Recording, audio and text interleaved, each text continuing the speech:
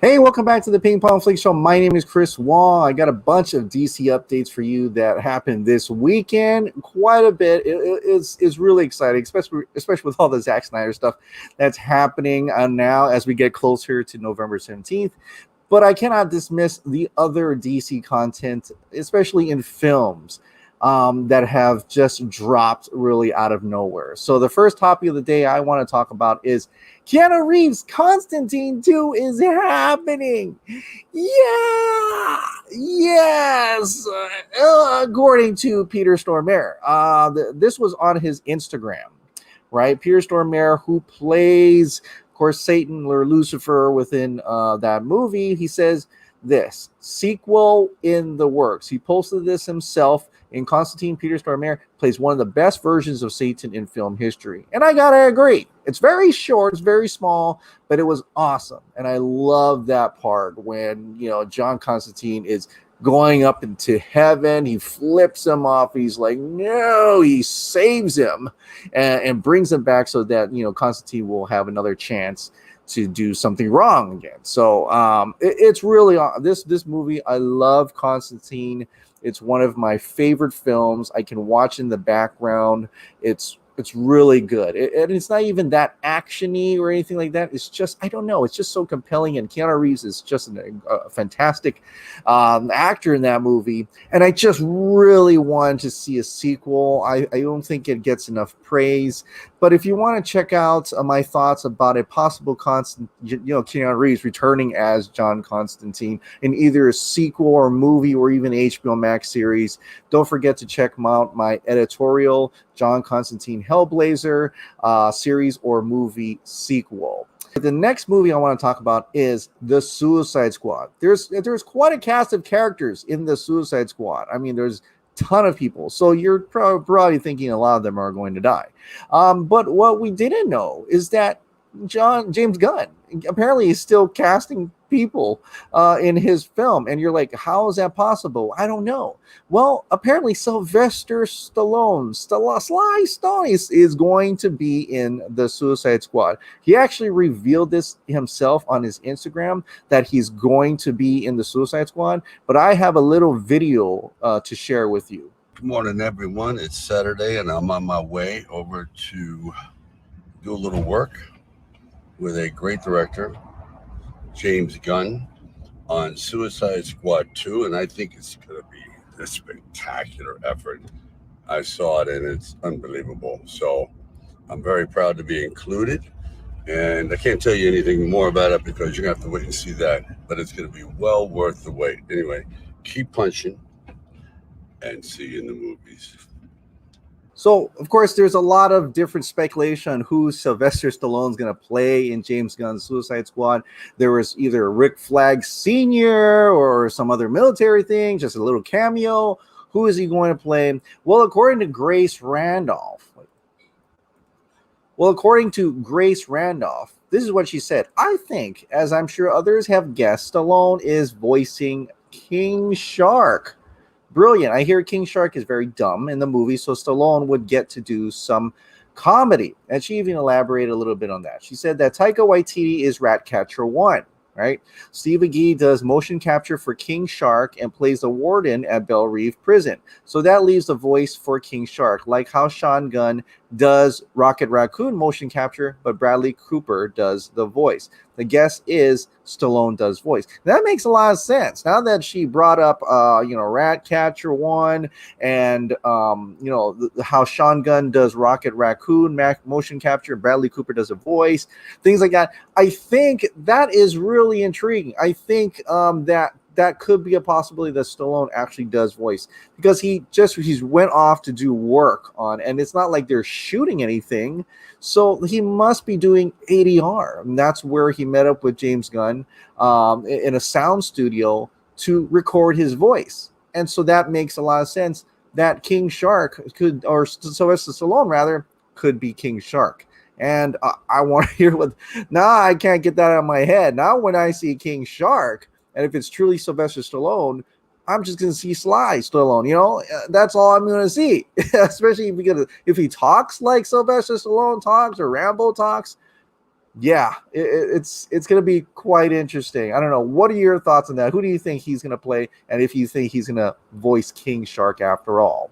One of the biggest DC hits that have come out as of late is Joker. Yes, it's not part of the DCEU, but it was $1 billion hit. In fact, it won lots of awards, a lot of awards, including Joaquin Phoenix landing that lead actor Oscar award.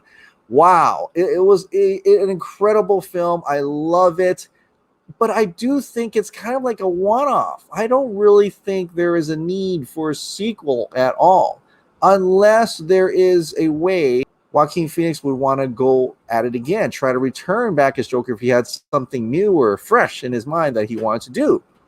Or there could be other reasons why he could do it. And apparently, Joaquin Phoenix asked for more money to return in a Joker sequel. This is actually a scoop coming from Daniel RPK.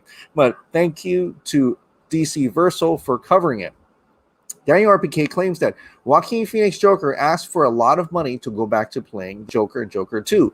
And it does look like he succeeded in that. And Warner Brothers will give him more money for Joker 2. So he's actually doing it for money. But so hopefully it translates to something that is exceptional, something that he looks at as like, that's a great take. And I want to explore that character once again. So I'm trying to figure out what that would be. Would he be escaping and actually being the crime prince and doing what Joker does? Because there was some little bit of ambiguity at the end of Joker where you're kind of like thinking, was he Joker? Or did he all think it up in his head? Did he actually do that? What happened toward the end? There is this little bit of ambiguity that makes it a fantastic ending to a film. So having them say Joker 2 probably will, concern a lot of people, including myself. But I'm willing to see what's next because Joaquin Phoenix is fantastic as Joker. So if he's got something up his sleeve, maybe with director Todd Phillips, and they've come up something that is another spectacular piece, another character study, something big for Joker 2, then I'm all for it. Let's see it. Now, apparently, Joaquin Phoenix is not the only one that wants to be Joker. Looks like Johnny Depp wants to be Joker. Another scoop for Daniel RPK says this: Johnny Depp really wants the role of Joker, but talks with Warner Brothers were interrupted after the trial. He can resume conversations if he wins the trial and thinks it could win him an Oscar. So he thinks that being Joker would get him back on track in his career. I mean, he can do different, acting. I say he can do different characters. He certainly changes his characters a lot, although a lot of times it's almost very Jack Sparrow most of the time. But I could see him as being Joker. That is an interesting role that he could probably be in. I could totally see him like Mad Hatter-ish, but more gruesome, more grimacing, more deadly, and I don't see why not. If everything works out and he can come back and play the Joker, why not? If they got a role for him, whether it's just a solo Joker, like another solo Joker, which is kind of weird, or maybe putting him together with Batman. Hey, you never know. Maybe there is an older, quote unquote, older Joker, and Robert Pattinson's Matt Reeves, the Batman. Maybe that's where Johnny Depp will enter the DC universe as the Joker.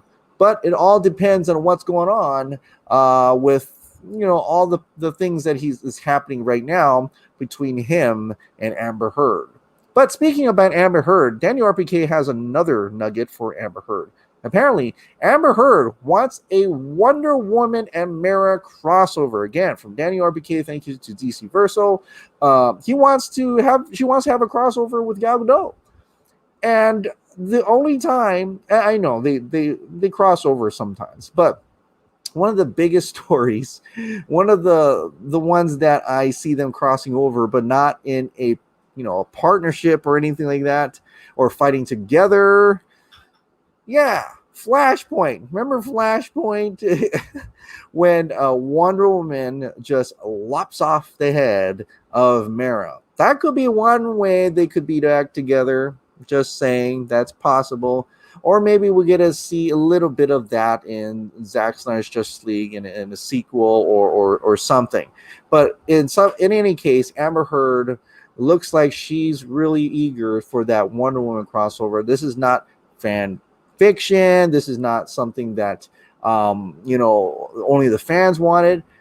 The actress wants it as well, and I know a lot of people out there want it as well. So we'll see what happens with that, and if Amber Heard would cross over with Wonder Woman, maybe in Flashpoint, maybe in the Flash story. You never know. We'll have to wait and see. And since we're talking about Zack Snyder's Justice League, it's a big week for Zack Snyder's Justice League, especially this Tuesday.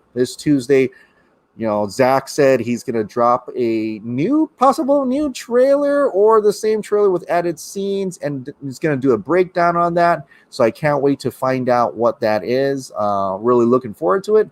But there's still a lot of nuggets coming out of Zack Snyder's Justice League. And by the way, if you want to check out some interviews that Zack had with Grace Randolph and Dave the Film Junkie, including the rest of the 40 Club, go check that out right now. Links in the description below. But he still had some more things that he revealed to us in a way, and I want to go over a lot of those updates right now. The first one is coming from James Imperious Lex.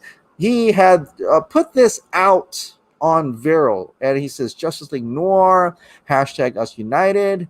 But there's that scene where she kicks up the sword, flips in her hand, and she charges over to Steppenwolf in the theatrical. I guess we kind of thought it was maybe a Zack Snyder shot, but Zack Snyder says, not my shot. Sorry, man. And he's like, sorry, sir, it's not my shot. So at least now we know in that movie that wasn't his either. Wow. Like, we really didn't see almost any of Zack Snyder's Justice League at this point. Like, that part, I mean, probably Garza could probably have told us that is still, that wasn't Zack's shot, but whatever. I mean, it's, at least that crosses off another scene that says that's not Zack Snyder's shot, and we can now move on. Wondering, like, how much of that third act was even his anymore. Like, it's got to be one of the biggest mysteries out of Zack Snyder's Justice League that I can't wait to find out. So, but also there's also that little thing about Harley Quinn. Is Harley Quinn in the Snyder Cut? According to Grace Randolph, she says she's not in it. That's all I can say. All right. Well, that whole thing about saying that Harley Quinn was going to be in the Snyder Cut, I guess you can throw that out. I guess, and which would have been. I guess it doesn't make sense. If it was a nightmare future, you kind of feel that each hero kind of lost somebody. Like if Mera's there, Aquaman's gone. So makes sense. But if Joker's there, maybe he's doing this for Harley, right? Something like that. So that would make sense that Harley would not be there. And in order to kind of just, reaffirm that, the Daniel RPK reported that Margot Robbie Harley Quinn was in negotiations to appear in the nightmare scene in Zack Snyder's Justice League, but it didn't work out for her. I don't know if that meant scheduling or otherwise, but they decided to use Joker, and so that's what happened with that. So sorry guys, if you wanted to see Margot Robbie's Harley Quinn, Zack Snyder's Justice League, looks like that's not going to happen. But Fabian Wagner has got some great nuggets for us and during our little intermission between now and Tuesday. So, but he got us some more pictures after that Zack bomb. This is the same picture that he showed a little while back. That was Victor Stone in the car, possibly with his mother, Eleanor Stone, as well. He's going to be posting more unseen behind-the-scenes pics of our original shoot in 2016, leading up to the 17th of November. Like, he's really hyping it up. One of the cut scenes I'm excited about involved a car, a green screen, and lots of interactive lighting, right? And then he also had this picture, Gal and the Batmobile just before a take. I always use my beloved Fuji X100F to take reference pictures. We were shooting 35 millimeters, so I would grade my reference pictures straight away and send them to our dailies colorist. So that's her, Wonder Woman, Gal Gadot, in the hangar. Also, Henry Cavill, right before a take, always with a smile. Hashtag Superman, Justice League, Us United, Henry Cavill, also, with his Fuji X100F. So that is the memorial fight. He's probably just in his pants, but it's cold, so you might as well put on a robe, right? And then also, this has got quite a bit in there, which is kind of cool.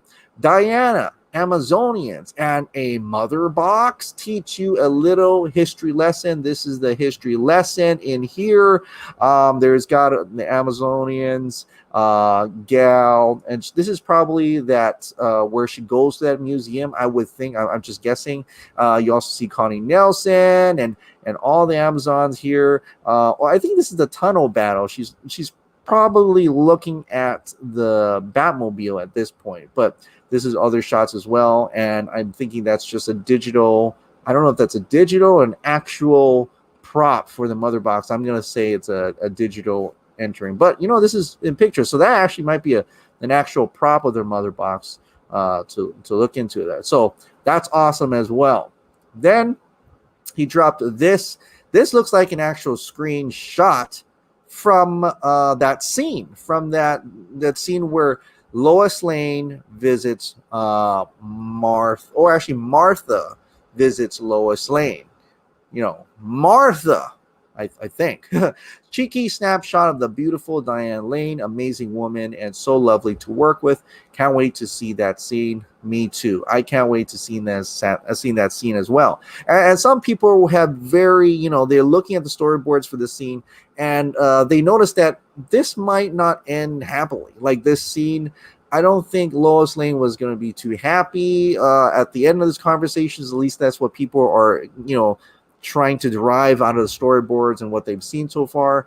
But I like it. I think it's going to be an emotional scene, and I can't wait to see Martha, turn into not Martha, into some kind of manhunter, if you will. So it's going to be one of those scenes that will definitely knock that thirsty scene out of the way. Just like throw that thirsty thing, that abomination out of the way and replace it with this probably is going to be an awesome emotional scene for Martha and Lois Lane.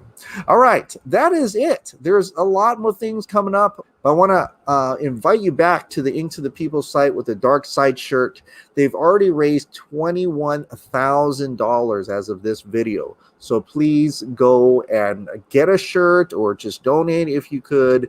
We're trying to reach that $70,000 goal for this shirt and reach that $500,000 for the entire Snyder Cut AFSP charity. So do what you can, but this is a bomb shirt, man. This is an awesome shirt, and it has, like I said, it has Darkseid's line in the back. All of existence shall be mine. So please be sure to pick that up. All right. Now on to the part where I go over the last videos, Ping Pong Flix members' questions or comments. I understand I missed a live chat. I am so sorry about that. I did have a family issue, and so I wanted to take care of some of that business. Everything's all right with the close family, but with COVID, there are some difficulties in that. But I want to go over the Ping Pong Flix members' questions, and here they are. The first question or comment, Hardboiled Entertainment, Eric Blake. I'll probably have a lot more questions for him. Something about to happen soon, Chris. Maybe sooner than Tuesday, tonight, perhaps.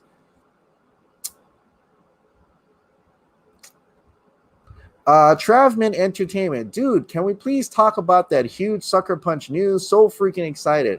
Yes, it's not DC, but definitely I am excited for that Sucker Punch news. In fact, I had an interview with Justin at the Midside, and he got a book out that is called The Cut, so be sure to check that out. I launched that interview. It's a great book based upon the true story of the behind the scenes of Justice League. Like, all the names have changed, the movie names have changed. Zack Snyder is now named Sean Ryder in the book, but it's really good, really riveting. I highly recommend you read that. But Justin is a huge Sucker Punch fan, and then we talked a little bit about what Zack Snyder said. I'm excited. I think it's really actually much more possible to get that.